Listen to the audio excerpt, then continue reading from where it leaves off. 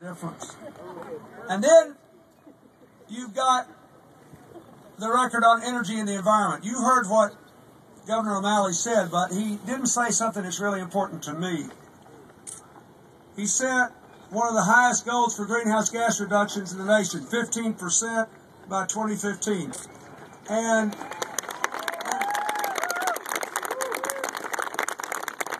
his opponent got a grade of D from the Maryland League of Conservation Voters, rating the program Open Spaces to acquire open space areas for you. But if you meet this energy target, you get a lot more jobs. We can bring back manufacturing to America, but only if we're serious about changing the way we produce and consume energy. And one of the things that almost no American knows is the energy legislation that these members of Congress have voted for has given governors the ability, if they'll set tough goals, to bring back manufacturing in a way we haven't done in 20 years. I'll just give you an example. My state, Arkansas, has four windmill assembly plants from all over the world. Even though we don't have enough wind to have commercial wind energy there, we're well presented, located to send it to everybody else. In Nevada, with the second highest unemployment rate in the country, they just announced 4,500 new jobs making LED lights and wind turbines. And guess what? They're plants from China. It's about time China brought some jobs to us. We've been shipping them to them long enough. The Congress adopted it. On the day President Obama took the oath of office, we had exactly 2% of the manufacturing of these powerful new batteries essential to create modern hybrid electric vehicles or all-electric vehicles. By 2014, just 4 years from now, the United States of America will make 40% of the world's supply of the batteries for the future. You're going to be a part of that because you have a governor that believes in it. And the whole leadership of the other party wants to get rid of all this stuff. They say the only thing that matters is to make Bill Clinton's temporary tax cuts permanent. The single most... It's funny, isn't it? I couldn't make this up. It's the most inefficient thing you can do to grow the economy. You get about $5.50 worth of benefit for every $5 in tax cut you give anybody with an income of over $1 million, because we can't spend it all. You get $9 worth of benefit of anything you do to put somebody to work in clean energy, to give a payroll tax benefit to working people, or to increase food stamps to hungry kids. You get $9 in benefit. There's a big choice here. Martin O'Malley has put you in the forefront of the 21st century, and you need to keep him right there. Now, this health care deal is important. Since Governor O'Malley took office, 213,000 people, including 100,000 children who were uninsured, now have insurance.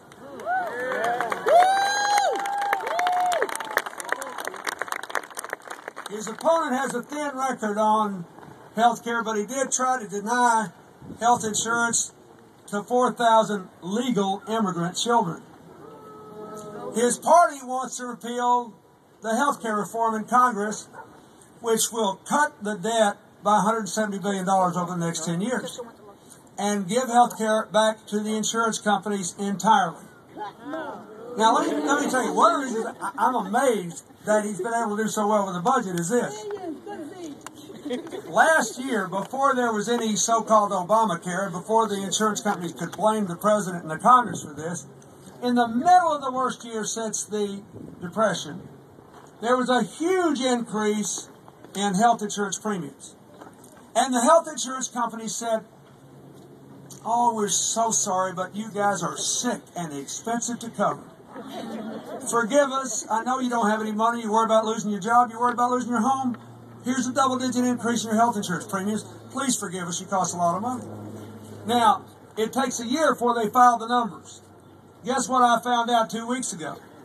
In 2009, they didn't have to insure more people.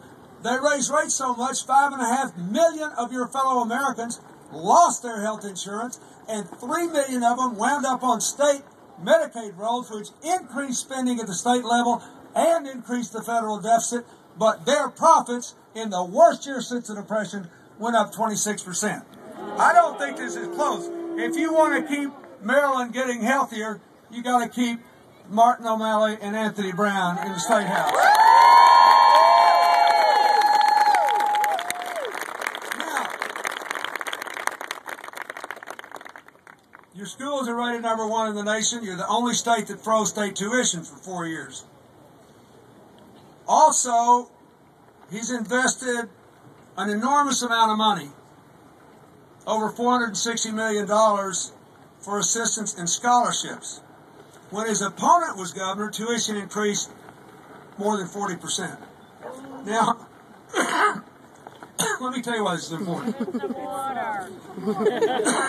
I don't think I have it here. This is the most important thing I want to say to young people, and you really need to talk to the young people who aren't here.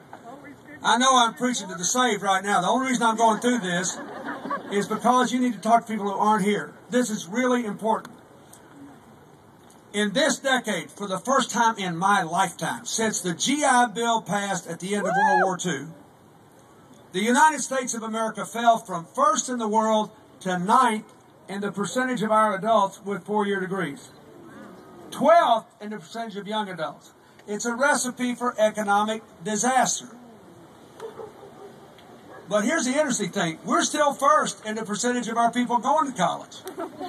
What happens? Nobody else did what Maryland did, so more and more people had to drop out because the scholarships and the loans and the grants didn't keep up with the cost of college.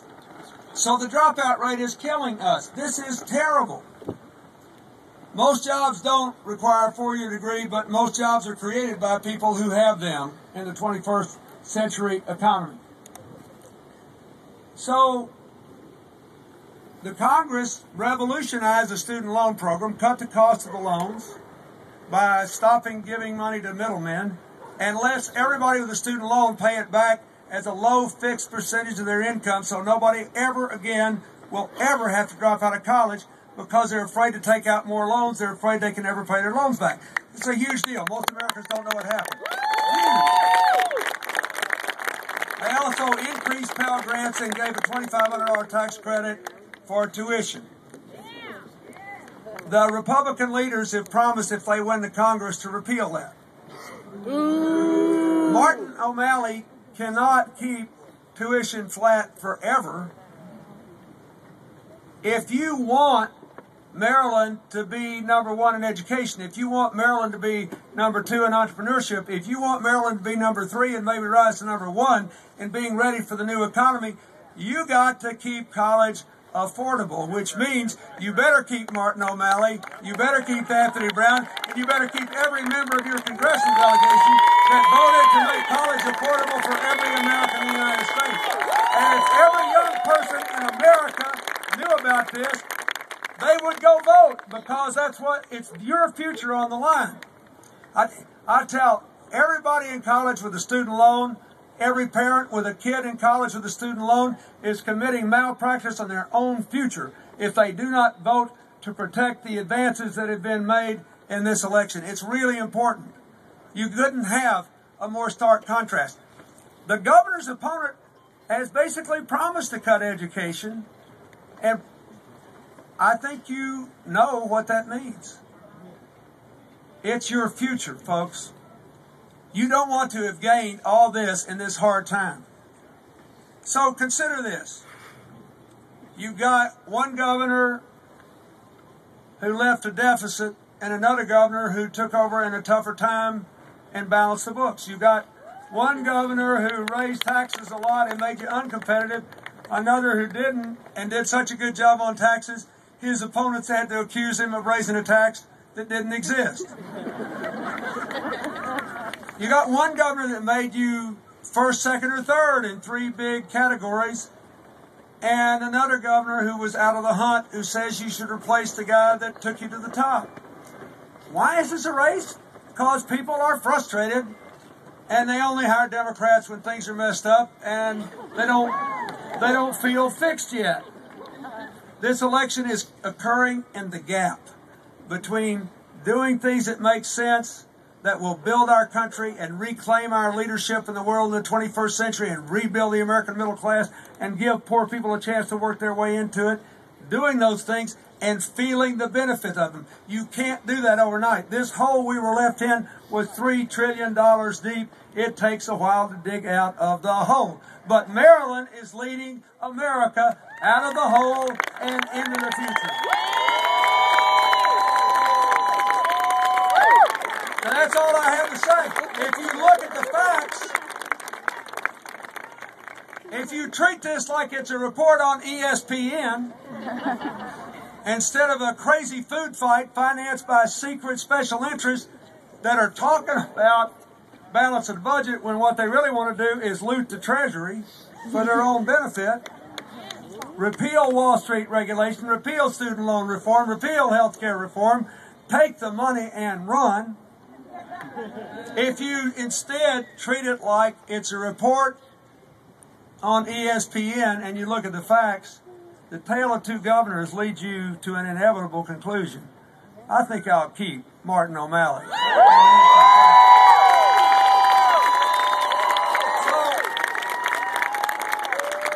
But you just remember this. The only hope that the governor's opponent has, the only hope that the secret committees with their secret corporate contributions have, the only hope that the relentless attack machine demonizing the president and all the leaders of Congress have is that on Election Day in 12 days, tomorrow's America, the America that showed up in 2008, will stay home, and yesterday's America will show up, and people will be so mad, it won't be like sports, we won't be thinking, the facts won't have anything to do with it. Send them a little message. You didn't get to be number one, number two, number three in all these categories by being dumb. Show up, claim your future, keep your governor. God bless you. Thank you.